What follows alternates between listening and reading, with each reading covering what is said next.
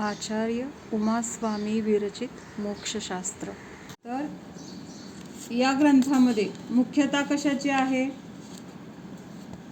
सम्यक दर्शन, सम्यक ज्ञान आणि सम्यक चारित्र, ज्याच्याद्वारे आपल्याला मोक्षाची प्राप्ती होणार आहे।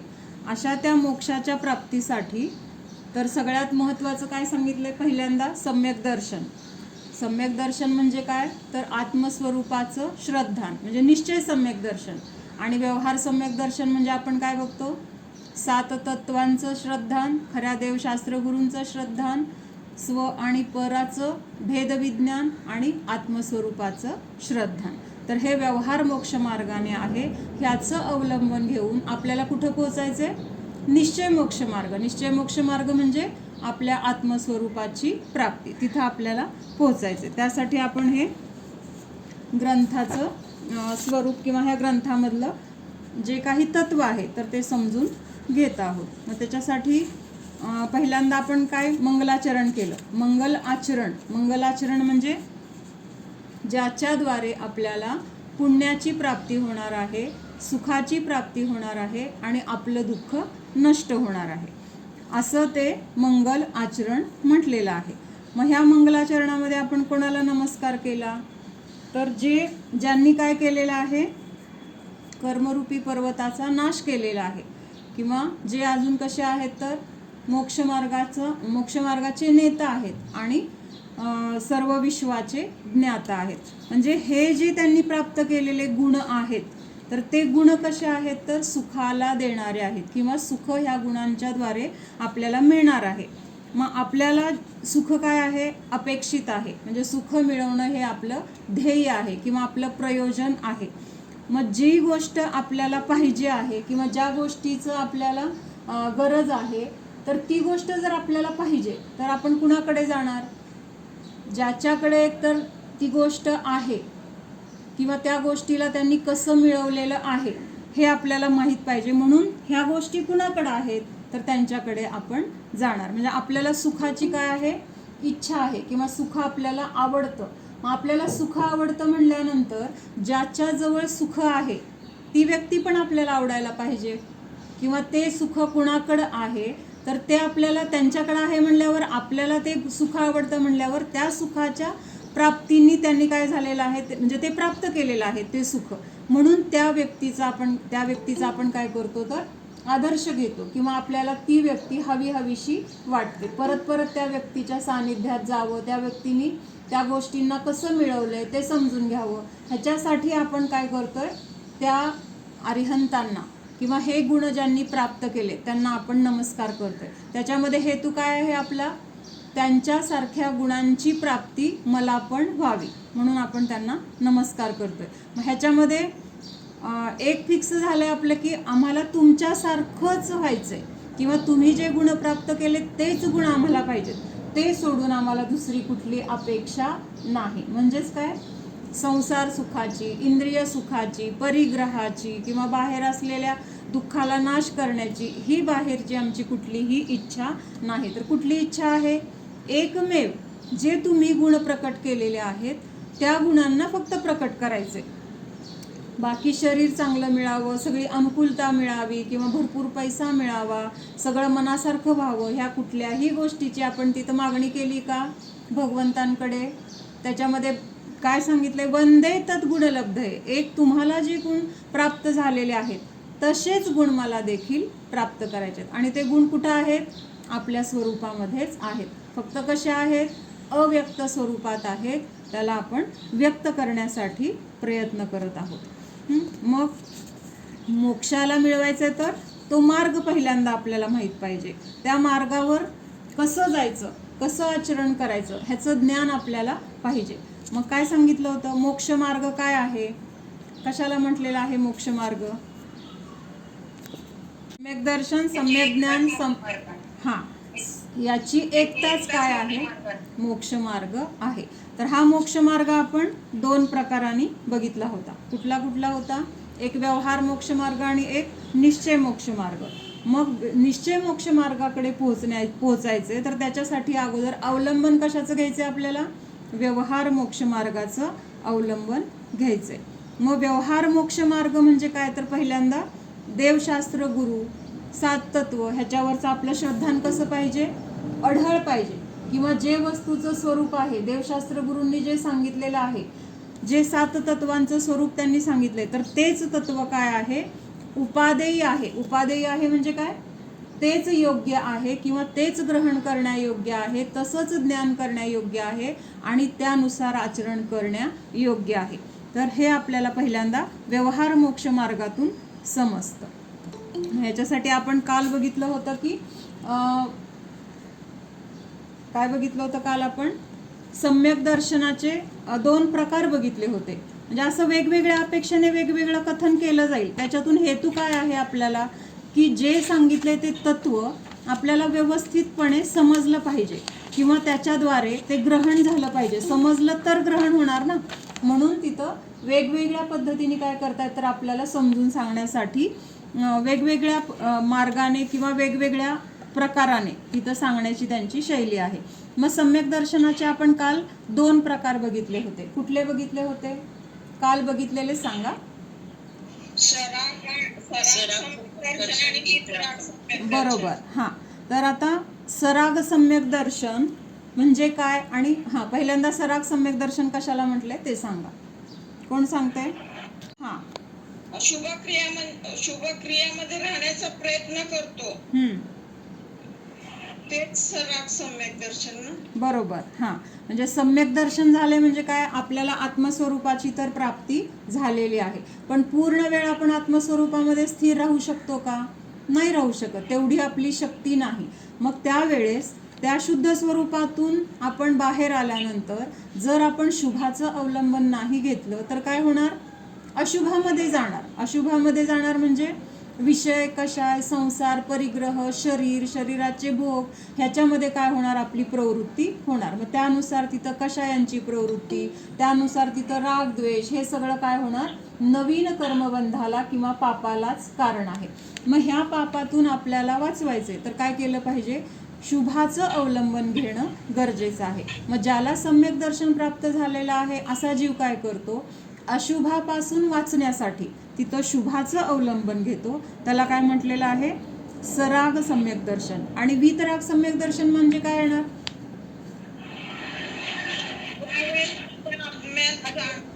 आपण आत्मस्वरूपामध्ये लीन आहोत त्यावेळेस तिथं शुभभाव पण नाही, अशुभभावाचा तर काही प्रश्नच नाही.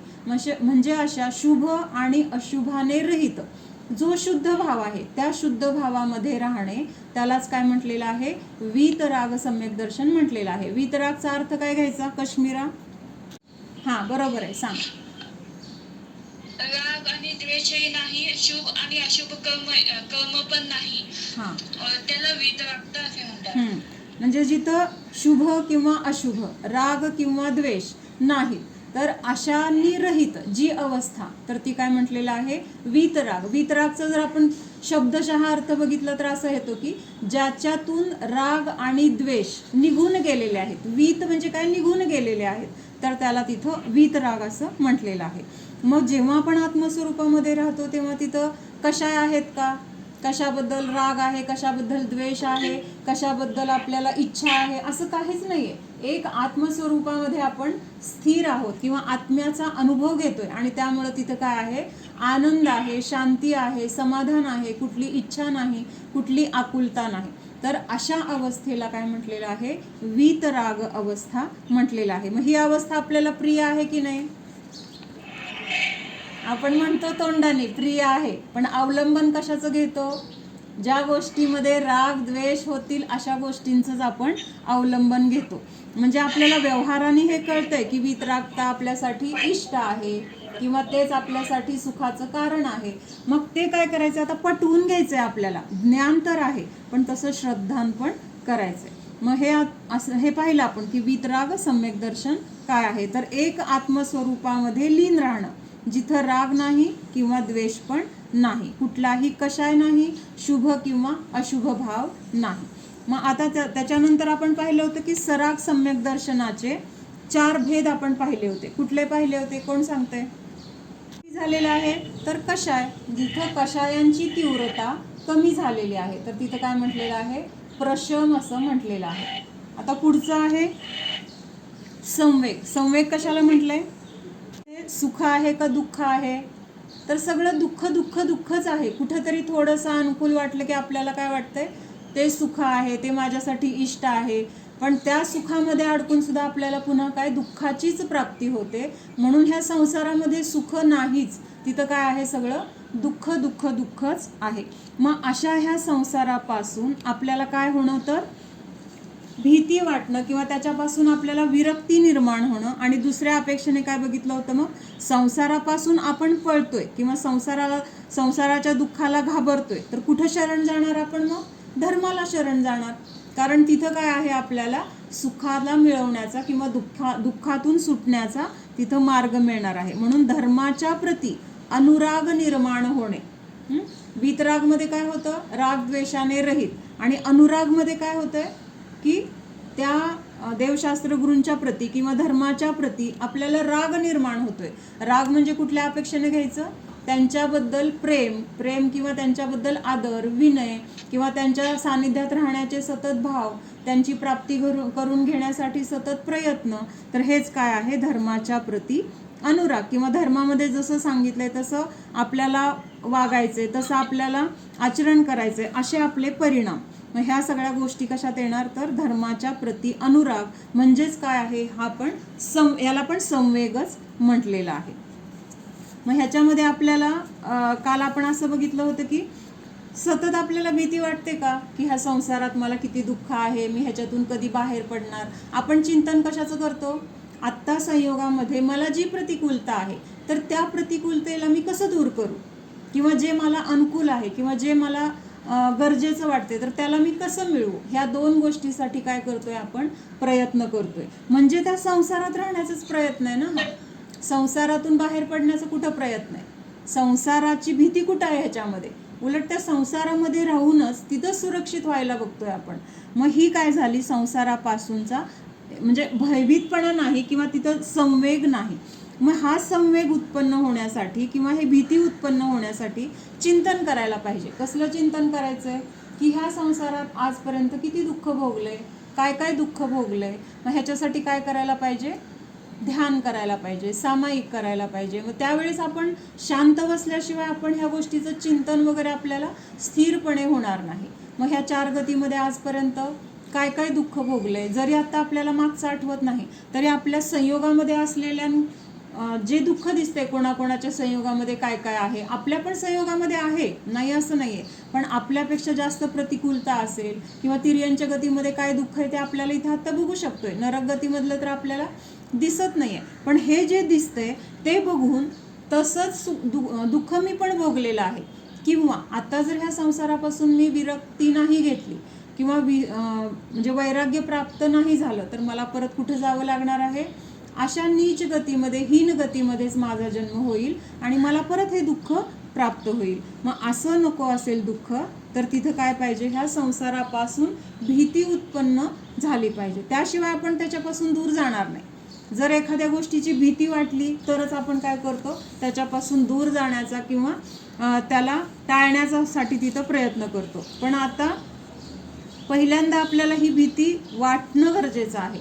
वाटल्यानंतर ती भीती टिकणं गरजेचं आहे किंवा त्याच्यामध्ये दृढता निर्माण होऊन आणखीन त्याच्यापासून दूर जाण्यासाठी प्रयत्न करणं हे आपल्यासाठी महत्त्वाचे आहे. म्हणून प्रतिसमयाला आता आपल्याला संसारामध्ये किती प्रतिकूलता आहे, पावलोपावली प्रतिकूलता आपल्याला येते की नाही. सकाळपासून किती गोष्टी मनासारख्या झाल्या आणि किती गोष्टी मनाविरुद्ध झाल्या, का सगळ्या अगदी मनासारख्या झाल्या झाल्या का, म्हणजे अगदी रोजचं उदाहरण, ताजं मागचं तर गेलं जाऊ दे. मग त्या गोष्टी जेव्हा मनाविरुद्ध होत आहेत किंवा प्रतिकूलता आपल्याला दिसते, तर ते प्रसंग कशासाठी आहेत, तर आपल्याला खरं ते प्रसंग सांगतायत की ह्या संसारामध्ये सुख नाही. किती जरी कष्ट केले, काय केले, तरी अशी पावलोपावली आपल्याला प्रतिकूलता, दुःख, संकट, सगळ्या गोष्टींना तोंड द्यावं लागणार आहे. मग हेच दुःख आपण आजपर्यंत भोगले, त्याच्यातून साध्य काय झालं, काहीच नाही. मग हे जर नको असेल तर आपल्याला तिथं ह्याच्यातून बाहेर पडण्यासाठी ह्या घटना घडत आहेत, असं तिथं आपल्याला चिंतन पाहिजे. कोणीतरी आपल्या मनाविरुद्ध वागलं, आपल्या मनासारखं ते कसं वागणार, ते तर परद्रव्य आहे. त्याचं परिणमन त्याच्या योग्यतेनुसार होणार. माझ्या इच्छेप्रमाणे त्यांनी वागलं पाहिजे, माझ्या इच्छेप्रमाणे त्यांनी बोललं पाहिजे, त्यांनी तसं केलं पाहिजे असं वागणं किंवा असं वाटणं बरोबर आहे का? भले तसं वागणं योग्य असेल, पण आपल्या इच्छेमुळं त्यांनी तसं वागावं अशी इच्छा करणं बरोबर आहे का?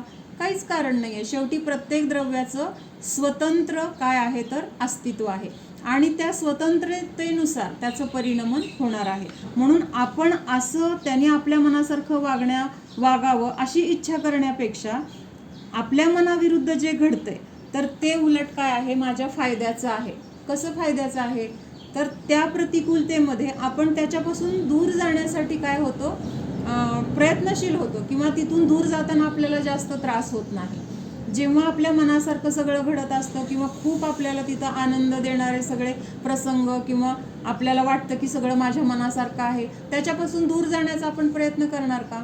पोळतंय म्हणलं की तिथून आपण लांब जातो, पोळतच नाही म्हणलं तर आपण काय करणार, तिथंच थांबणार.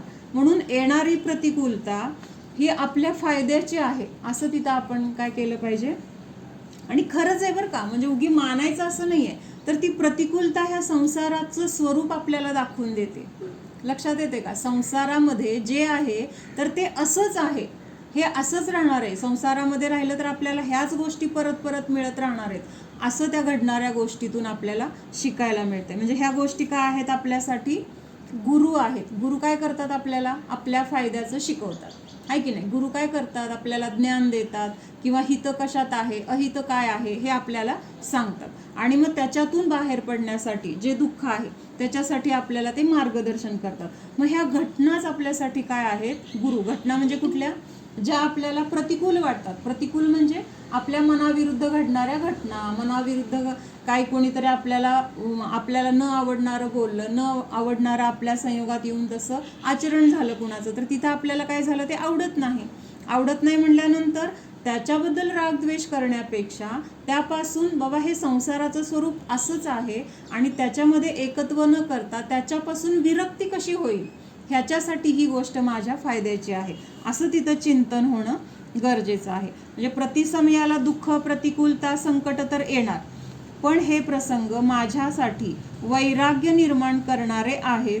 म्हणून त्या प्रसंगापासून आपण शिकायला पाहिजे की संसार असाच दुःखदायक आहे, म्हणून ही गोष्ट माझ्या फायद्याची आहे. उलट अनुकूलता असेल तर आपण काय करणार, त्याच्यापासून दूर जाण्याचा प्रयत्न करणार नाही आणि उलट त्याच्यातच अडकून काय होणार, खोल खोल खोल जाणार. खोल खोल जाणार म्हणजे जास्तच त्या संयोगामध्ये एकत्व, ममत्व करत राहणार, त्याच्याप्रती राग करत राहणार, त्या संयोगाला जपण्यासाठी प्रयत्न करत राहणार, त्या संयोगाला दूर करण्याचा कधी प्रयत्न करणार.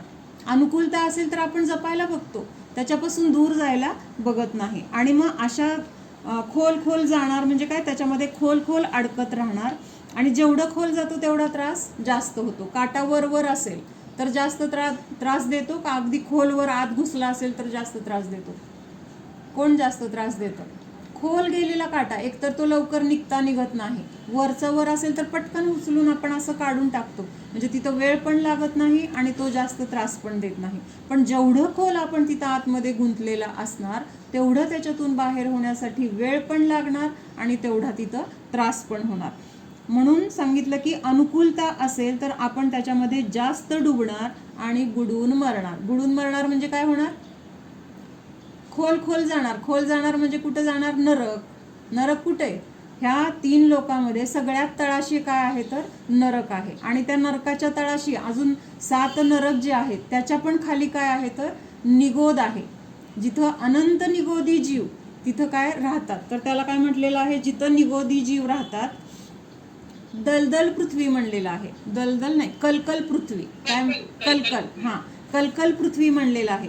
कलकल म्हणजे काय, म्हणजे तिथं फक्त म्हणजे जन्म मरण ह्याच्यातून त्यांना वेळच नाही, अशी कलकल सगळ्या जीवांची तिथं काय आहे, सतत चालू आहे. मग अशा डुबणार म्हणजे काय, खोलवर जाणार म्हणजे अशा नरक निगोदादी अवस्था आपल्याला प्राप्त होणार. म्हणून ह्या संवेग किती महत्त्वाचा आहे. ह्या संसारातून बाहेर पडण्यासाठी ह्या सगळ्या गोष्टी जर आपल्याला पटल्या तर त्या संसारात सहज आपल्याला काय होणार आहे, त्याच्यापासून दूर जाण्यासाठी वैराग्याची प्राप्ती होणार आहे. नाहीतर मग परत आणखीन अनुकूलता असेल तर त्याच्यामध्ये अडकत अडकत जाणार किंवा मग त्याच्यापासून विरक्ती आपल्याला येणार नाही. म्हणून ज्या गोष्टी ह्या जीवाला दुःख देतात असं वाटतं तर त्यापासून दूर जाण्यासाठीच जणू आपल्याला ते प्रसंग किंवा ते दुःख प्राप्त झालंय असं आपण चिंतन केलं पाहिजे. आता उदाहरणार्थ काय सांगितलंय की ज्यामुळे आपल्याला त्रास जास्त होतो त्या गोष्टीला किंवा त्या प्रसंगाला, त्या तिथल्या सगळ्या संयोगाला आपण काय समजतो, आपल्यासाठी अहितकारक किंवा तिथं आपल्याला ते शत्रू वाटतात. मग त्यावेळेस आपण काय करतो, अशा गोष्टींपासून, अशा संयोगापासून दूर जाण्यासाठी प्रयत्न करतो. जर कोणी आपल्याला सारखं त्रास देत असेल तर त्या गोष्टीच्या जवळ राहणार का तिथून बाहेर जाणार, लांब जाणार, जिथं आपल्याला शांत वाटेल किंवा जिथं आपल्याला त्रास होणार नाही अशा ठिकाणी जायचा आपण प्रयत्न करणार.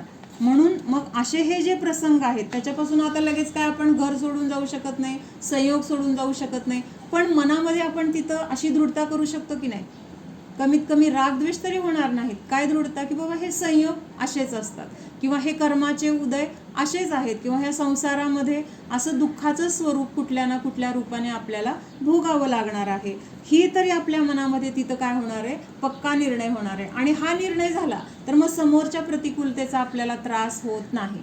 कारण माहिती आहे ना, आता इथून आपल्याला काय मिळणार आहे, कारला आहे, कारल्यापासून काय मिळणार, कडूपणाच मिळणार. साखर आहे, साखरेपासून काय मिळणार, गोडच आहे.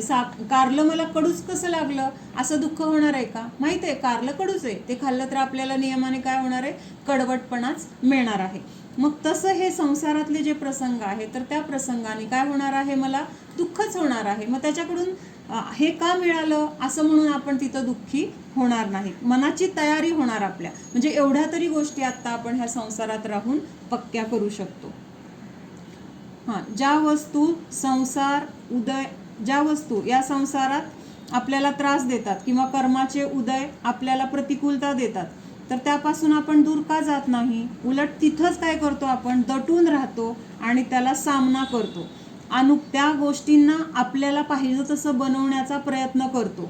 काही प्रतिकूलता असेल त्याला दूर करण्याचा प्रयत्न करतो आणि त्यासाठी जे काही आपल्याला शक्य आहे तर ते करतो, धडपड करतो. पण तिथून दूर जाण्याचा प्रयत्न करत नाही, तिथंच दटून राहतो. नाही हे माझंच आहे आणि हे मी बदलवणार किंवा माझ्या मनासारखं होईपर्यंत मी प्रयत्न करत राहणार असं म्हणून तिथंच राहतो. त्यासाठी पाहिजे तेवढा पुरुषार्थ करतो, पण त्याच्यातून बाहेर पडण्याचा किंवा त्याच्यापासून विरक्ती उत्पन्न करण्याचा तिथं पुरुषार्थ आपण करत नाही. आपल्या संयोगात घडणारी प्रत्येक घटना गुरु आहे. ती घटना आपल्याला काहीतरी शिकवत असते की माझ्यामध्ये सुख नाही तर माझ्या निमित्तात दुःखच मिळणार आहे, सोड मला. पण तिथं ती वस्तू आपल्याला किंवा ते प्रसंग आपल्याला दुःख आहे, प्रतिकूलता आहे हे सांगत असताना सुद्धा आपण तिथं काय होतो, आंधळे आणि बहिरे होतो. म्हणजे ते काय सांगतंय, तिथून दुःख मिळतंय ह्याच्याकडे दुर्लक्ष करून ते दुःख दूर करण्यासाठी आपण प्रयत्न करतो. मग आता आपल्याला तिथं काय करायचंय, आपली दृष्टी बदलायची. काय बदलायची, प्रसंग बदलायचे नाहीयेत, संयोग बदलायचे नाहीयेत, प्रतिकूलतेला दूर करण्याचा प्रयत्न करायचा नाहीये, पण आहे त्या घटनेमध्ये स्वतःला कसं स्थिर ठेवता येईल तो दृष्टिकोन आपण जर बदलला तर तिथं आपल्याला स्थिरता प्राप्त होणार आहे. उदाहरण सांगितलंय, धन पैसा याला आपण सुखाचे कारण मानतो. ही काय झाली, पहिल्यांदा आपली ही पहिली चूक आहे. काय चूक आहे की परिग्रहामुळे, धनामुळे आपल्याला सुख मिळतं का, नाही मिळत. तरी पण आपण काय म्हणतो, हे असेल, पैसा जेवढा जास्त असेल, परिग्रह जेवढा जास्त असेल तेवढं काय आहे, मला सुख आहे असं मानतो. मग त्यासाठी पाहिजे तेवढे कष्ट, कषाय, पाप करायची तयारी असते.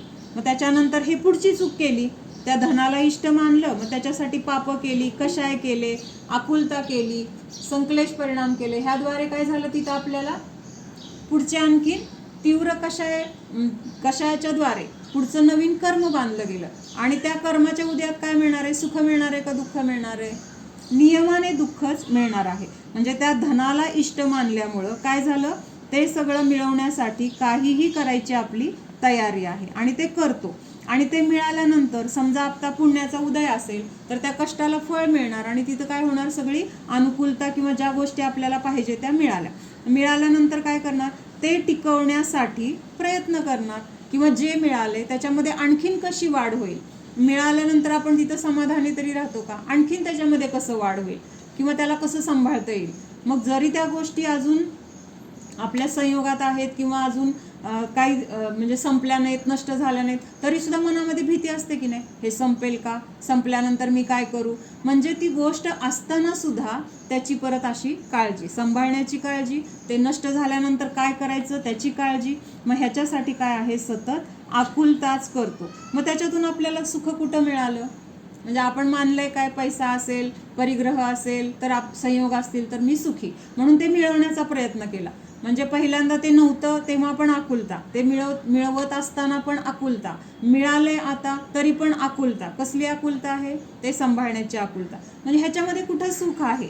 मग ह्याच्यातून आपल्याला काय करायचंय, बाहेर पडायचंय. म्हणून ही चूक आपल्याला सुधारायची की ह्याच्यामुळं मी सुखी नाही, हे जरी संयोग अनुकूल मिळाले तरी पण मी सुखी नाही, किंवा ते नष्ट झाले तरी पण मी दुःखी नाही. एवढं फक्त आपल्याला काय करायचंय, पक्क करायचंय. मग हे संयोग नष्ट झाले, वाढले नाहीत, हरवले, चोरी झाली, तर त्याच्यामुळं परत दुःखी होतो. मग जिथं मूळच आपलं चुकलेलं आहे, जिथं मुळातच आपण ज्या कारणाला, म्हणजे दुःखाचं कारण असताना सुखाचं कारण मांडलेलं आहे, आणि त्यामुळं सगळं काय आहे, पुढचं आणखी दुःखच आपण गोळा केलेलं आहे. मग त्याच्यासाठी आपण किती विकल्प करतो, काय विकल्प करतो, ते कसं मिळवायचे, कसं टिकवायचे, काय करायचे, संरक्षण करण्यासाठी कुठले कुठले उपाय करायचे. म्हणजे आपल्याला बाहेरून दिसत नाही, पण आपल्या डोक्यामध्ये सतत हे विकल्प चालू असतात. आणि हे विकल्प कसे आहेत, सहज आहेत. सहज म्हणजे त्याच्यासाठी प्रयत्न करावे लागत नाहीत, किंवा त्याला थांबवायसाठी प्रयत्न केला तरी थांबले जात नाहीत. इतकं काय आहेत, तर हे विकल्प सहज आहेत. पण आता आपल्याला असं वाटत नाहीये की हे विकल्प, तर आपल्या डोक्यात नुसते विचार तर चालले, त्याच्यामुळं मला कुठं दुःख आहे किंवा त्याचं दुःख मला होईल का, हा विचार पण आपल्याला येत नाहीत. पण आत्ता आपल्याला हे सहज होणारे विकल्प काय होतात, त्या विकल्पाच्या निमित्तात पुढे आपल्याला तीव्र दुःखाला सामोरं जावं लागतं. म्हणजे आत्ता नुसते आपण मनामध्ये विकल्प केले तर त्याचं फळ आपल्याला मिळणार आहे की नाही मिळणार? नुसते मनामध्ये विचार आले की मला एवढा पैसा मिळवायचा आहे, त्यासाठी मला असे असे कष्ट करायचे आहेत, किंवा ह्या गोष्टी करायच्या आहेत, मग ते आल्यानंतर असं सांभाळायचे, आपल्या हातात काहीच नाही आहे, पण आपण विचारात हे सगळं चाललेलं आहे. मग ह्या विचारामध्ये जे चाललेलं आहे त्याचं कर्म बांधलं जाणार आहे का नाही? का आपण प्रत्यक्षात केल्यावरच आपल्याला कर्माचं बंध होणार आहे? बांधलं तर जाणारच आहे. म्हणजे काहीही न मिळवता नुसत्या विचाराच्या द्वारे आपण कर्माला गोळा करतोय, बरोबर आहे. म्हणून सांगितलंय की हे विकल्प आत्ता आपल्याला सहज किंवा सोपे वाटतात, पण त्या विकल्पाच्या निमित्तात जे कर्म बांधलं ते जेव्हा उदयाला येणार तेव्हा त्याच्याद्वारे आपल्याला तीव्र दुःख भोगावं लागणार आहे. हे आत्ता आपल्या लक्षात येत नाही. हा जर विचार आपल्याला आला, अरे माझं काय चिंतन चाललंय, कशाबद्दल विकल्प चाललेत, कशाबद्दल रागद्वेष चाललेत, ह्याचं फळ मला पुढे जाऊन काय मिळणार आहे, मग तिथं काय होतं, लगेच आपल्याला ब्रेक लागतो. आणि हा ब्रेकच काय आहे, संवेग आहे. त्या संसारापासून विरक्त होण्यासाठी ह्या गोष्टीचं चिंतन गरजेचं आहे. मग एक वाक्य दिले, आता स्वस्त वाटणारे विकल्प पुढे जाऊन आपल्याला खूप महाग पडतात. म्हणजे आता आपल्याला फुकट मिळतंय त्या गोष्टीची किंमत वाटत नाही, किंवा त्याचं काय आपल्याला ठीक आहे, सहजच आहे, त्याच्यात काय आपल्याला कष्ट करावे लागले नाही आहेत, किंवा काय द्यावं लागलं नाही आहे, मनात विचार तर आलेत, पण ह्या विचाराच्या द्वारे जे काही भोगावं लागणार आहे तर ते सोपं आहे का? तिथं मात्र आपली हाय हाय होणार आहे. म्हणून सांगितलं की आत्ता जरी हे विकल्प किंवा मनात येणारे विचार सहज वाटतायत आपल्याला, पण त्याच्याद्वारे जे कर्म बांधलं गेलंय ते आपल्याला पुढे जाऊन काय आहे, दुःखच देणार आहे. म्हणून आपल्याला वेळच्या वेळी सावध होणं गरजेचं आहे. सावध होण्यासाठी काय करायला पाहिजे, सतत ह्या चिंतनामध्ये राहायला पाहिजे. मग तिथं आपल्याला ह्या संसाराप्रती वैराग्य आणि धर्माच्या प्रती तिथं अनुराग उत्पन्न होणार आहे. एक गोष्ट आहे ते सांगून आपण पुढे जाऊया, की एक शेठजी असतात आणि ते काय करत असतात, खूप दयाळू, प्रामाणिक, दयाळू असतात. म्हणजे त्यांना खूप असं करुणाभाव आहे सगळ्यांबद्दल, आणि त्यांच्याकडे भरपूर पैसा आहे. मग त्यांच्याकडे कोणी पण पैसे मागायला येत असेल, उधार म्हणा किंवा काही कर्ज ह्या रूपाने, तर ते कोण येईल त्याला आणि किती पाहिजे तेवढे ते देत असतात. त्यांच्याकडे असतात तर भरपूरच, त्यामुळं ते कुणाला नाही म्हणत नाहीत. आणि दुसरी गोष्ट, कधी परत करणार किंवा किती दिलेत ह्याचं काही ते हिशोब पण ठेवत नाहीत, म्हणजे लिहून पण काढत नाहीत. कोण तर आलं एवढे पाहिजेत, हे घे जा. कोण तर दुसरं आलं त्याला किती पाहिजेत दिले. मग तू कुठल्या गावचा आहे, मला परत कधी देणार, किंवा तू त्याच्यात व्याज म्हणून किती देणार, ह्या गोष्टीचं त्यांना काही सोयरसूतक नाही आहे. त्यामुळे फक्त आलेल्याला ते काय करतात, देत राहतात. मग 2 चोर असतात आणि त्यांना हे कळतं की बाबा अशा अशा शेठ जे आहेत आणि ते किती पाहिजे तेवढे पैसे देतात आणि परत द्यायचं पण त्यांच्याकडे काय नाही आहे. पण आता लोक कसं करत असतात, आम्हाला गरज आहे आणि आणून पण देत असतात. चांगली लोक काय असंच घेऊन जात नाहीत, गरजेच्या वेळी घेऊन गेले तरी त्यांचं काम झाल्यानंतर आल्यानंतर पैसे देत असतात पण परत. पण हे चोर काय करतात की आता सेटला काय परत द्यायची गरजच नाही आहे, आपण पाहिजे तेवढे त्यांच्याकडनं घेऊया आणि ह्या गावातनंच आपण कुठंतरी लांब जाऊया, म्हणजे त्यांना आपल्याला परत द्यायची पण गरज नाही किंवा ते आपल्याला मागणार पण नाहीत. असा विचार करून ते शेठजीकडे येतात आणि जेवढे पाहिजे ते दोघांना वेगळे वेगळे पाहिजे तेवढे पैसे घेतात आणि जातात. आता ते गाव सोडून जायचे, लांब जायचे म्हणून ते प्रवासाला निघतात. मग एक ठिकाणी रात्री एका शेतकऱ्याच्या घरी ते मुक्कामाला थांबलेत. जाता जाता त्यांना कुठंतरी मुक्काम करावा लागला, तर ते योगायोगाने शेतकऱ्याच्या घरी तिथं थांबलेत. आता त्या शेतकऱ्याकडे काय आहे, जेवलेत, खाल्लेत, गप्पा मारल्यात आणि मग तिथं झोपलेत. तर झोपलेत त्याच्या शेजारी काय आहे, गोठा आहे. गोठा आहे आणि तिथं 2 बैल आहेत आणि आता हे 2 चोर तिथं झोपलेत आणि झोपल्यानंतर त्यांना काय होतं, त्या बैल एकमेकाशी बोलत असतात आणि ते त्या दोघांच्या चोराच्या कानावर पडतं. तर एक बैल काय म्हणत असतो की झालं आता, मागच्या जन्मी ह्या शेतकऱ्याचं मी कर्ज घेतलं होतं आणि ते कर्ज मी फेडलं नव्हतं, त्यामुळं मला आता ह्याच्या दारामध्ये जन्म मिळालाय आणि आता उद्या सकाळी 10 वाजेपर्यंत माझं कर्ज फिटतंय. म्हणजे त्याच्याकडे मी जे काही कष्ट केलेत त्या कष्टामधून ते सगळं जे काही मी देणं घेतलं होतं तर ते 10 वाजेपर्यंत काम केलं की संपणार आहे आणि मग 10 वाजता माझं तिथं काय होणार आहे, इथलं माझं काम संपलं की माझं मरण होणार आहे. आता आपल्याला इथं फक्त उदाहरण म्हणून बघायचंय, प्रत्यक्षात आपण तिथं खरं खोटं करायला जायचं नाही. आपल्याला त्यातनं काय शिकायचं हे महत्त्वाचं आहे. मग हे ऐकल्यानंतर दुसरा काय म्हणतो, बरं झालं बाबा तुझं आता उद्या तर संपते, पण मी घेतलेलं कर्ज तर अजून खूप दिवस चालणार आहे, म्हणजे मला अजून त्याच्याकडे खूप राबावं लागणार आहे. किती तो राबवून घेतो शेतकरी, त्या घाण्याला चुमतो, ते उन्हातानात नांगरून घेतो किंवा सगळं काम करून घेतो आणि मला ते आता सहन होत नाही. पण आता काय करणार, जे कर्ज घेतलंय तेव्हा मी दिलं नाही त्याचं फळ मला आता भोगावं लागते किंवा त्याचं कर्ज मला फेडण्यासाठी त्याच्या दारामध्ये मला कष्ट करावे लागतात. हे कुणी ऐकलं, त्या चोराने ऐकलं आणि आता त्याचे काय झाले, भाव बदलले. त्यांनी काय विचार केला, जरी आपण ह्या जन्मामध्ये ठरवतोय की आपल्याला काय त्या शेठजीला आता परत करायचं नाही आहे, कशाला द्यायचं आहे, आपण लांब जाऊन आपण आपलं मस्त राहूया वगैरे, पण ह्या जन्मामध्ये जरी आता आपल्याला फेडावं लागलं नाही तरी पुढच्या जन्मी आपल्याला ते अशा रूपाने फेडून घेतलं जाणार आहे आणि त्यामुळं नको रे बाबा असा पैसा. म्हणून ते उठल्यानंतर थांबतात थोडा वेळ. आता त्या बैलांनी बोललेलं खरं आहे का, हा पण त्यांना काय होतं, थोडंसं पडताळा करण्याची गरज वाटते आणि मग सकाळी 10 वाजेपर्यंत थांबतात तिथं. बरोबर 10 वाजता काय होतं, तो घाण्याला जुंपलेला असतो बैल आणि तिथंच तो काय होतो, मान टाकतो आणि त्याच्या लक्षात येतं की हे जे रात्री बोललेलं आपण ऐकलंय ते काय आहे, खरंच आहे. आणि मग तिथं ते दोघांचा विचार बदलतो आणि त्या शेठजीकडे जातात, त्यांची क्षमा मागतात, बाबा असं असं तुम्हाला फसवायच्या ह्याच्याने आम्ही पैसे घेतले होते, ते तुमचे तुम्हाला परत घ्या म्हणून तिथून जातात आणि मग ते पुढचं त्यांचं आयुष्य चांगल्या मार्गाने जगतील वगैरे. आपल्याला काय शिकायचं ह्यातनं, की समोरच्याचं जरी दुःख पाहिलं तरी किंवा आपल्या संयोगातलं असेल किंवा दुसऱ्या कुणाचं असेल तर ते बघून आपल्याला हे लक्षात आलं पाहिजे की ह्या संसारात दुःखच आहे. मग आपण जेवढे काही राग द्वेष करणार, आता इथं हे एक उदाहरण म्हणून घेतलंय आपण की त्यांनी अशा दृष्टीने अशा मार्गाने पैसे कमवले असते तर त्यांना काय झालं असतं किंवा त्या बैलांनी काय केलं म्हणून त्यांना तसं फळ मिळालं. मग आपल्याकडून आता जे जे काही घडतंय तर त्याचं फळ पण आपल्याला पुढं जाऊन भोगावं लागणार आहे. मग ह्याच्यातून जर वाचायचं असेल तर त्याच्यासाठी आपल्याला संवेग असणं गरजेचं आहे.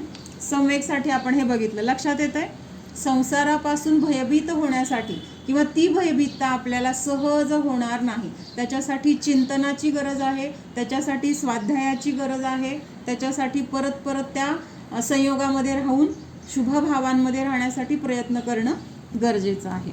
त्याच्यानंतर पुढचं होतं अनुकंपा.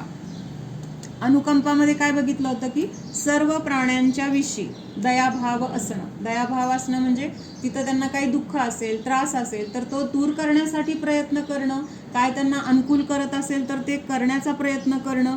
तर हे तर असं व्यवहाराने आपण बघितलं. काल आपण 2 प्रकारची दया बघितली होती. कुठली कुठली बघितली होती, कोण सांगते? सांगितलं होतं की सगळ्या प्राण्यांविषयी दया म्हणजे आता कुणाला काय भूक लागली आहे किंवा कुणाला काय आजार आहे, कुठल्या प्राण्याला किंवा कुठल्या आपल्या संयोगामधले जीवाला, तर तिथं आपण काय करतो, तेवढा उपाय करतो. मग तो उपाय कसा झाला, तात्पुरता झाला. आत्ता जेवायला दिला, आत्ताचं पोट भरलं गेलं, पण परत संध्याकाळी भूक लागणार आहे, परत उद्या भूक लागणार आहे. आत्ता त्यांना कपडे दिले, फाटल्यानंतर काय, मग ते राणीचं उदाहरण तेच बघितलं होतं ना आपण. ती घरापासून काय झाली होती, दुरावली होती. तिच्या डोक्यात काहीतरी बदल झाला होता किंवा तिची स्मृती गेली होती आणि मग ती स्वतःचा राजवाडा, एवढं वैभव वगैरे सगळं विसरून कुठेतरी दर दर भटकतीये. कशासाठी? अन्नासाठी, निवारासाठी, कपड्यासाठी, बाकी काय गरजा असतील त्यासाठी. हात सगळ्यांकडे काय करते, हात पसरती. मला द्या, मला भूक लागली आहे, मला बसू द्या, मला निवारा द्या, असं तिथं सगळीकडे मागतीये. मग कुणी तिला अन्न दिलं, कुणी तिला कपडे दिलं. मग हे सगळं जे काही दिलं ते चुकीचं नाही, पण ह्याच्यापेक्षा उत्कृष्ट आपण काय करू शकतोय. मग तिथं एकाने काय केलं, हे सगळं देण्यापेक्षा तिला तिच्या घरी नेऊन पोचूया ना, जिथं तिला कोणाला मागायची गरज नाही, कुठं तिला भटकायची गरज नाही, किंवा नाही मिळालं तर दुःखी होण्याची गरज नाही, रोज रोज हात पसरायची गरज नाही. म्हणून त्याने काय केलं, तिला तिच्या घरी नेऊन पोच केलं. सांगितलं, बाबा ही अशी अशी भटकत होती, हिला ह्या ह्या गरजांसाठी दुःखी झाली होती, मग तुम्ही तिला समजून घ्या किंवा तिला काय असेल ते उपचार करा. तिच्या घरी गेल्यानंतर तिला आता जेवण कुणाला मागायची, हात पसरायची गरज आहे का? सहज तिला सगळं तिथं उपलब्ध आहे. मग ह्याच्यासाठी सगळ्या आत्ता जे आपल्या संयोगामध्ये जीव आहेत त्यांना आपण तात्पुरता काहीतरी उपाय करणार, पण तीर्थंकरांनी काय केलं, कायमचं त्यांना ह्या दुःखातून बाहेर काढण्याचा प्रयत्न केला. एखादा कोणीतरी आला तर त्याला 4 पैसे दिले. 4 पैसे त्याला किती दिवस पुरणार आहेत? 2-4 दिवस, काय महिनाभर पुरतील. पण त्याला जर एखादं कामच असं दिलं की दर महिन्याला काहीतरी त्याचं स्वतःचं उत्पन्न असेल, तर त्याला कुणाकडे परत पैसे मागायला जायची गरज नाही. तर तसं आपल्या घरी जर आपण पोहोचलो तर तिथं आपल्याला काय आहे, सुखाचं भंडार आहे. तिथं कुठलंही दुःख नाही, त्या सुखापासून आपल्याला कोणी वंचित करू शकत नाही. मग तसं तिथं काय करायचंय, त्या सगळ्या जीवांना तीर्थंकरांचे भाव काय झाले की ह्यांना हे जे दुःख आहे संयोगामध्ये, त्या सगळ्या दुःखातून त्यांनी बाहेर पडावं आणि तो मार्ग त्यांना मिळाला पाहिजे. मग ही काय झाली, खरी दया झाली. म्हणजे 2 आता व्यवहारामध्ये जे आहे ते करायचंय, नाही म्हणायचं नाहीये मला, पण त्याच्यामध्ये पण उत्कृष्ट काय आहे ते आपण बघतोय. म्हणजे ह्या दयेला कोणी असं करायची नाही वगैरे असा अर्थ घेऊ नका बरं का. मला काय म्हणायचंय की ही दया जे शक्य आहे ते करायचंय, पण करत असताना त्याच्यामध्ये उत्कृष्ट काय आहे ते आपल्याला बघायचंय. लक्षात येतंय का? आत्ता त्या राणीला जीव घातलं आणि मग तिला तिच्या घरी नेऊन सोडलं, म्हणजे आत्ता दिलं नाही असं नाही, पण ते देण्याबरोबर तिला तिचं हक्काचं मिळवून देणं किंवा तिला त्या रोजच्या संकटातून बाहेर काढणं हे महत्वाचं होतं. रोज हात पसरायची तिला आता वेळ राहणार नाही तिच्या घरी गेल्यामुळं किंवा तिथं पोहोचवल्यामुळं. तसं ह्या संसारामध्ये जे संयोगामध्ये जीव आहेत ते किती दुःखी आहेत असं त्या मुनींना वाटलं, जे तीर्थंकर होणार आहेत पुढं. म्हणजे त्यांनी मग तिथं त्या सगळ्या जीवांबद्दल त्यांना करुणा भाव झाला, त्यांना आतून झाला, त्यांना काही करावं लागला नाही. आणि त्यावेळेस 16 ज्या भावना आहेत त्या भावनांचं चिंतन झालं आणि त्याद्वारे त्यांना तीर्थंकर प्रकृतीचा बंध झाला. आणि मग त्यांच्या उपदेशाद्वारे काय झालेलं आहे, त्या सगळ्या दुःखी जीवांचं कल्याण झालेलं आहे. म्हणजे खरंच ह्या पूर्ण सगळ्या संसारातल्या दुःखातून बाहेर पडण्याचा मार्ग मिळालाय आणि खरं सुख मिळालंय. आता तिथं त्यांना परत दुःख मिळणार आहे का? मोक्ष सुख मिळाल्यानंतर परत कर्माचा काही त्रास होणार आहे का? प्रतिकूलता येणार आहे का?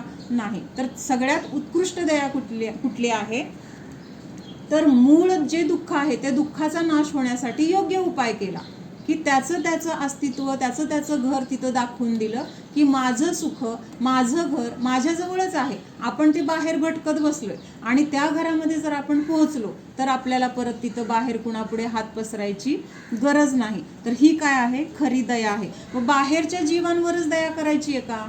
आपल्या स्वतःवर पण आपण दया करायला पाहिजे. आपल्या स्वतःला काय पाहिजे हे आपण बघत नाही. मग त्यामुळं काय झालंय, ह्या 5 इंद्रियांच्या भोगामध्ये किंवा ह्या सगळ्या संसारामध्ये, ह्या सगळ्या परिग्रहामध्ये आपण पण हात पसरतोय, मला इथं सुख मिळेल, तिथं सुख मिळेल, ह्याच्याकडून मिळेल किंवा असं केल्यावर मिळेल. म्हणजे आपण काय करतोय, तिथं दुःखी आहोत. मग आपल्यावर, स्वतःवर पण आपण कधीतरी बघायला पाहिजे की मला काय पाहिजे नक्की आणि मी कशापासून वंचित आहोत. तर आपण आपल्याकडं बघत नाही, तर हेच काय आहे, सगळ्यात मोठी आपल्यावर केलेली अदया आहे. म्हणजे तिथं दयाच नाही आहे. मग आता बाहेर बघण्यामध्ये तर अनंत काळ घालवला, मग हा जन्म आपल्याला काय आहे, तर स्वतःवर दया करायची. दया करायची म्हणजे स्वतःला काय पाहिजे, स्वतःचं सुख कशात आहे, तर हे बघणं काय आहे, तर ही आपल्यावर दया करणं आहे.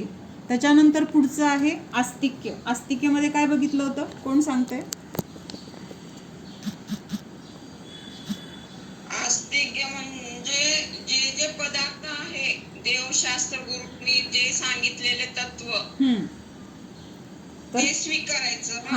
आणि धर्माच्या सानिध्यात असेल ते नियमाने सुख मिळणार हे त्यात म्हणजे सांगितलेलं आहे. म्हणजे जेव्हा आपण धर्माला शरण जाणार तेव्हा त्या जीवाचं नियमाने काय होणार आहे, कल्याणच होणार आहे. तिथं कधीही धर्माच्या द्वारे तिथं दुःखाची प्राप्ती होणारच नाही. म्हणून हा विश्वास आपल्याला असणं, तर हे काय आहे, आस्तिक्य असं म्हटलेलं आहे. त्याच्यानंतर पुढं आपण वितराग सम्यक दर्शन, तर ते काय एकच आहे. म्हणजे एक स्वतःच्या आत्मस्वरूपामध्ये राहणं वितरागता किंवा वितराग सम्यक दर्शन म्हटलेलं आहे. तत्वार्थ श्रद्धानम सम्यक दर्शन. मग आता तत्व, अर्थ आणि श्रद्धान म्हणजे जे तत्व आहे, जे अर्थ म्हणजे काय घेतलं होतं, द्रव्य, पदार्थ, वस्तू. तर हे जे पदार्थ किंवा द्रव्य आहेत, तर त्याचा जो स्वभाव आहे, तत्व म्हणजे काय, तोपणा, त्या द्रव्याचा तो स्वभाव कुठल्याही अवस्थेमध्ये, कुठल्याही काळामध्ये कसा आहे, तर त्याच्या स्वभावानुसार आहे तसाच आहे, त्याच्यामध्ये कधीही बदल होत नाही, तो स्वभाव नष्ट होत नाही, असं श्रद्धान, त्याला काय म्हटलेलं आहे, तत्वार्थ श्रद्धान. आणि हे तत्वार्थ श्रद्धान किंवा असं हे सगळं आपल्याला जसं आहे तसं स्वरूप समजून त्याच्यावर श्रद्धान ठेवणं, हेच काय म्हटलेलं आहे, सम्यक दर्शन म्हटलेलं आहे. श्रद्धा कशी असते म्हणून सांगितलं होतं, श्रद्धा आंधळी असते. म्हणजे श्रद्धेला काही कळत नाही. श्रद्धा काय करते, ज्ञान जसं सांगतंय ना तसं ती फक्त तिथं काय करते, निर्णय करते. म्हणजे तिला हे बरोबर आहे का, हे चूक आहे असा विचार श्रद्धेमध्ये नाही. तो विचार कुठं आहे, ज्ञानामध्ये आहे. किंवा ज्ञान सांगतंय हे चांगलं आहे म्हणलं की तिथं श्रद्धा काय करते, त्याच्यामध्ये अहम करते. म्हणजे ते तसंच आहे असा तिथं निर्णय करते. मग तिथं ते शरीर आणि जीवाची एक अवस्था दिसते. मग तिथं ज्ञानाने सांगितलं की बाबा हे शरीर किंवा हे जे आहे तर तेच माझं अस्तित्व आहे, की लगेच तिथं श्रद्धेने काय केलं, त्याच्यामध्ये अहम केला. म्हणजे मीपणा तिथं स्थापन केला. शरीर म्हणजे मी अशी तिथं काय केली, तिने पक्की मान्यता तिथं झाली. पण ती स्वतः श्रद्धा असं हे योग्य आहे का अयोग्य आहे असा निर्णय करत नाही. त्यामुळे श्रद्धेला काय म्हटलेलं आहे, श्रद्धा आंधळी असते. ती काय करते, फक्त जे ज्ञानाने दाखवले त्याच्यावर शिक्कामोर्तब करते किंवा तिथं ते फक्त असंच आहे असा निर्णय करते. पण एक आहे, जो निर्णय श्रद्धेने केलाय त्याच्याशी ती काय आहे, एकनिष्ठ आहे. म्हणजे ती परत एकदा शरीर ह्या एकरूप अवस्थेला, म्हणजे जीव आणि शरीर यांचं हे जे मिश्रण आहे त्या अवस्थेला आता जर मी म्हणून मानलेलं आहे, तर त्याच्यामध्ये ती काय करणार, पूर्णपणे एकनिष्ठ. मग आहे की नाही आपली श्रद्धा एकनिष्ठ, काय म्हणायचे मला कळतंय का. म्हणजे जीव आणि शरीर ह्या दोन द्रव्यांचं हे काय आहे, शरीर म्हणजे एकत्र एक अवस्था प्राप्त झालेली आहे.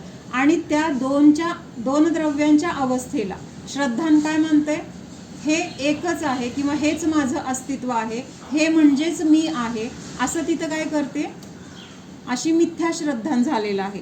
आणि हे मिथ्या श्रद्धान जे आहे तर ते कशामुळे आहे, म्हणजे श्रद्धा आंधळी आहे त्यामुळे आहे. म्हणजे तिथं श्रद्धेने जर विचार केला असता की हे बरोबर आहे का, चूक आहे का, खरंच हे एक आहे का, वेगळं आहे का, असं निर्णय करण्याचं काम कुणाचं आहे, ज्ञानाचं आहे. म्हणजे जीवाचे जे गुण आहेत तर त्या प्रत्येक गुणाचं कार्य काय आहे, स्वतंत्र कसं आहे. तर श्रद्धेचं काम काय आहे, कसं आहे हे बघणं नाही आहे. तर तिचं काम काय आहे, फक्त ज्ञानाने जे दाखवले तर त्याच्याबद्दल तिथं अहम स्थापन करणं किंवा त्याच्याशी एकनिष्ठ होणं हे असंच आहे असं मानणं, तर हे श्रद्धेचं काम आहे. म्हणून श्रद्धेला एकनिष्ठ असते असं म्हटलंय. मग मिथ्या श्रद्धा नसेल तर त्याच्याशी एकनिष्ठ आहे. सम्यक श्रद्धा होईल त्यावेळेस ती त्या सम्यक तत्वाशी सुद्धा एकनिष्ठ असते. मग अर्ध मिथ्या आहे आणि अर्ध सम्यक आहे असं कधीही होत नाही. म्हणून एकाशी ती तद्रूप आहे. दोन गोष्टींना एका वेळेस मानणार नाही श्रद्धा. श्रद्धा काय करणार, एकतर मिथ्या तर ग्रहण करेल किंवा सम्यक तरी ग्रहण करेल. म्हणजे श्रद्धेचं काम काय आहे, फक्त निर्णय करणं. पण तो निर्णय योग्य आहे का अयोग्य आहे हे बघणं श्रद्धेचं काम नाही. हे काम कुणाचं आहे, ज्ञानाचं आहे. म्हणजे ज्ञानामध्ये जर हा विवेक असेल की योग्य काय अयोग्य काय हे जर ज्ञानाने जाणलं, मग तिथं श्रद्धान काय करतंय, तसा सम्यक निर्णय करते. आणि मग त्या सम्यक्त्वाशी किंवा त्या वस्तूच्या स्वरूपाला जसं आहे तसं जाणल्यामुळं तिथं त्या वस्तू स्वरूपाला ग्रहण करून त्याच्याशी ती एकनिष्ठ. म्हणजे काय, हे वस्तू स्वरूप असंच आहे. म्हणजे हे शरीर आणि जीव वेगळंच आहे. जरी ते एकत्र दिसत आहेत आत्ता आपल्याला, तरी पण ते एकरूप नाहीत. तर त्या दोन द्रव्यांचं अस्तित्व पूर्णपणे कसं आहे, तर वेगळं वेगळंच आहे. असं तिथं कसं श्रद्धान होतंय, पक्क श्रद्धान होते. म्हणजे त्यावेळेस ती श्रद्धा आपल्या आत्मस्वरूपाशी एकनिष्ठ आहे.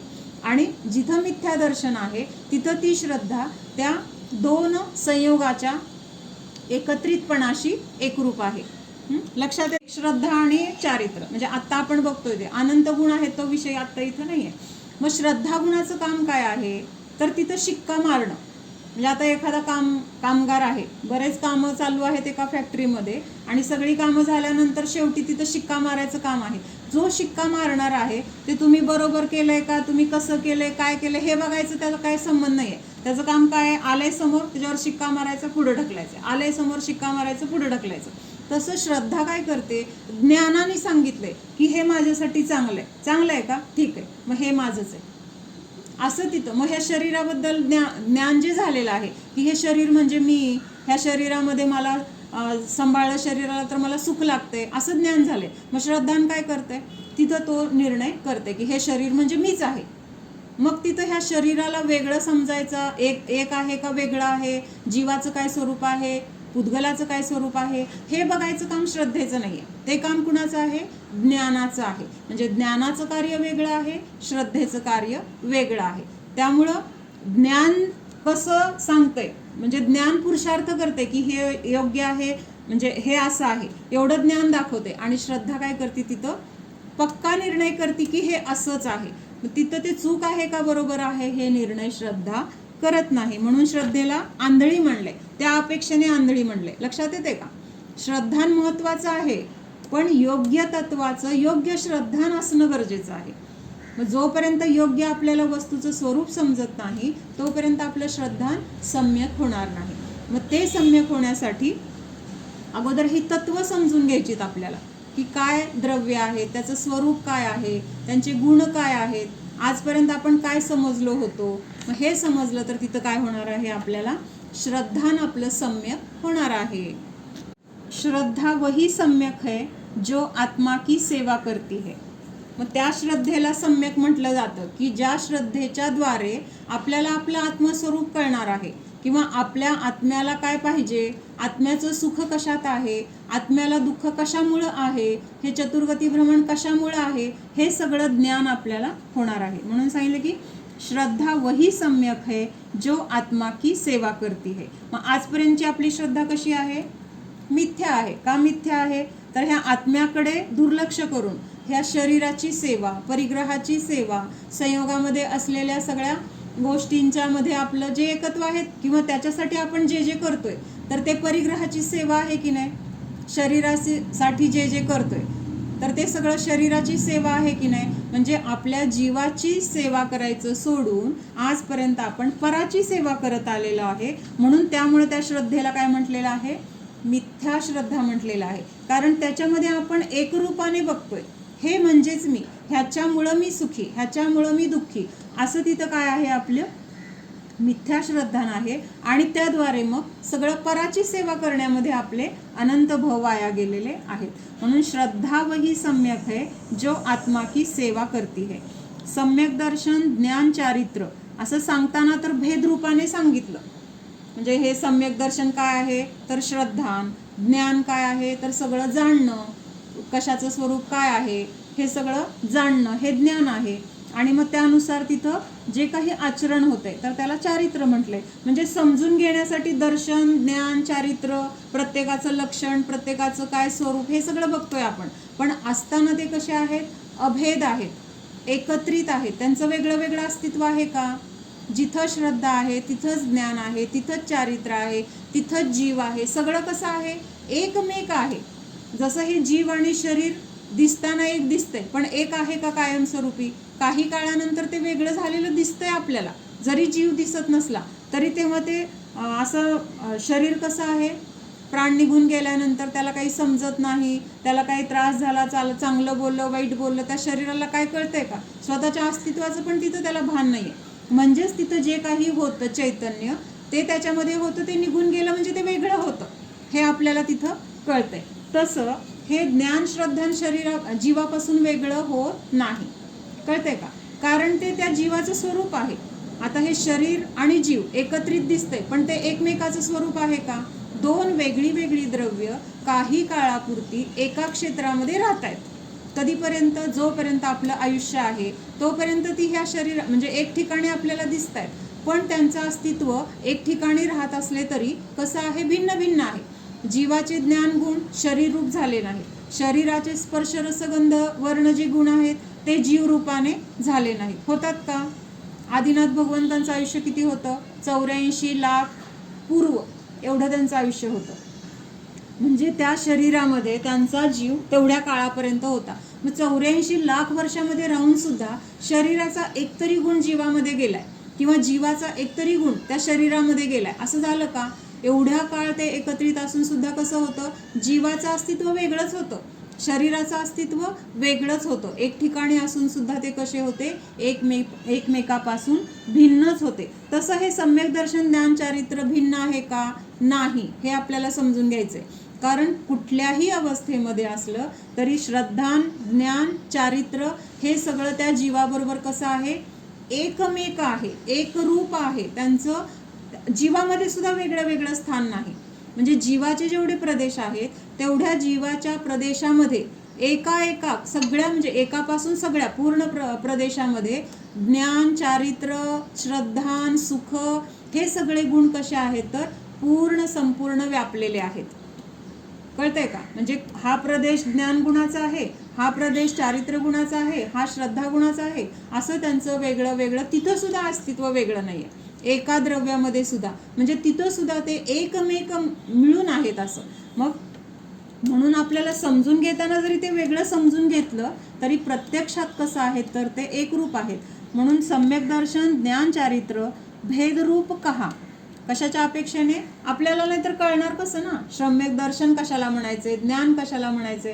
म्हणून प्रत्येकाचं स्वरूप समजण्यासाठी त्यांचं कथन केलेलं आहे वेगळं वेगळं किंवा भेदरूपाने करून सांगितलेलं आहे की दर्शन वेगळं आहे, ज्ञान वेगळं आहे. दर्शन म्हणजे श्रद्धा गुण वेगळा आहे आणि ज्ञान गुण वेगळा आहे. कुठल्या अपेक्षेने वेगळं आहे, त्याचं जे कार्य आहे त्या कार्याच्या अपेक्षेने त्यांना वेगळं म्हटलंय. पण असताना ते एकाच द्रव्यामध्ये आहेत.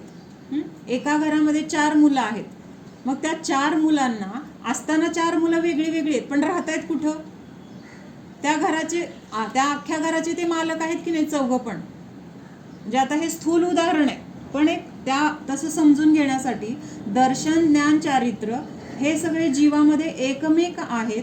फक्त प्रत्येकाचं लक्षण वेगळं आहे, प्रत्येकाचं कार्य वेगळं आहे आणि ते समजून घेण्यासाठी आचार्यांनी आपल्याला ते वेगळं वेगळं स्वरूप करून सांगितलेलं आहे. आणि हे वेगळं वेगळं स्वरूप सांगणं किंवा हे वेगळं वेगळं स्वरूप समजून घेणं हेच काय आहे तर व्यवहार कथन म्हटलेलं आहे किंवा ह्यालाच व्यवहार मोक्षमार्ग म्हटलेलं आहे. आणि ह्यांचं अभेद रूप, मग आता हे सगळं समजून घेतलं, सगळं काय आहे हे ज्ञान, दर्शन, चारित्र्य, सुख हे सगळं जीवामध्ये आहे, त्यांचं स्वरूप सगळं असं आहे वगैरे, ज्ञान झालं, तसं श्रद्धान झालं. त्याच्यानंतर आपण त्याला जाणण्यासाठी काय केलं, आत्मस्वरूपामध्ये लीन झालो.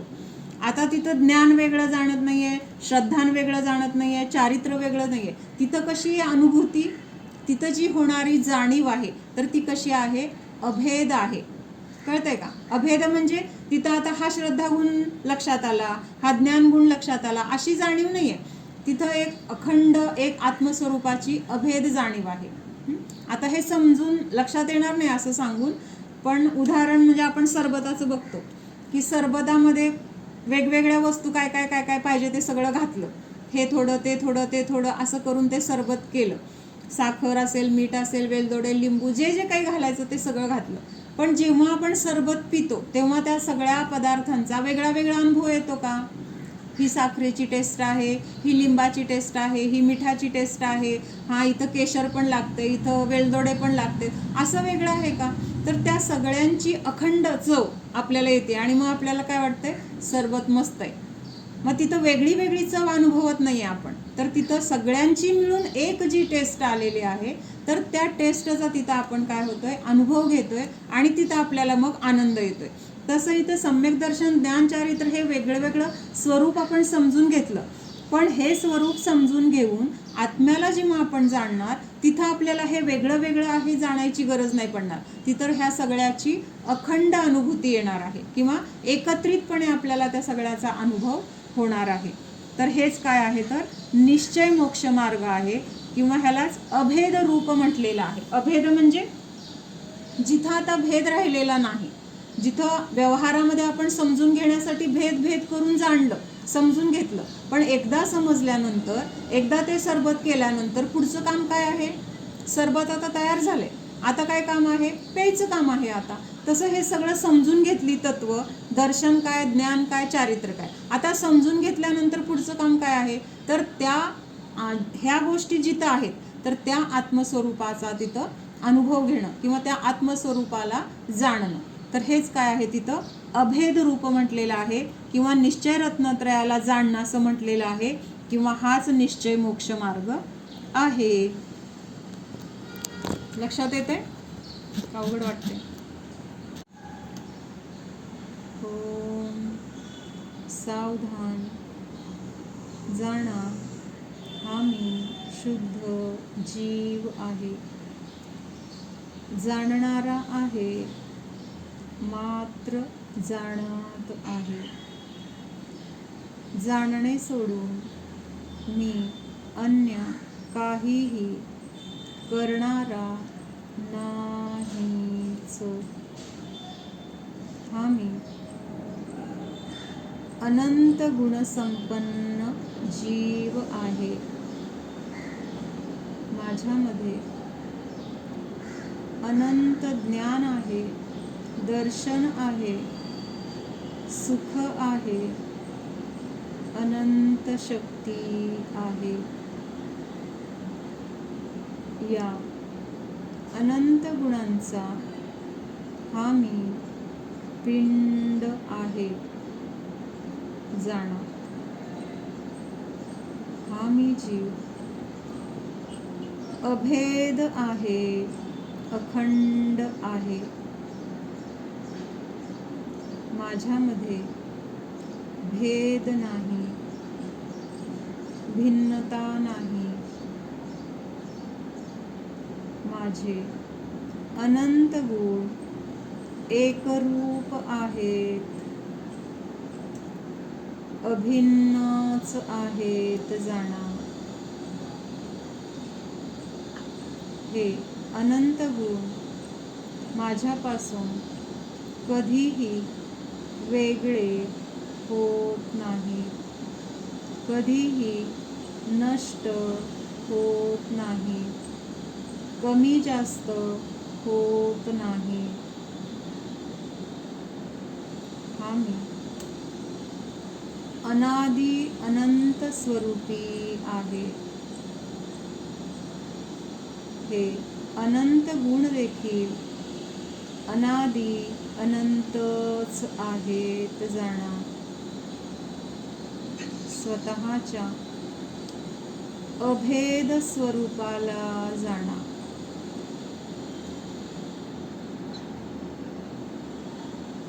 अभेद स्वरूपोऽहम्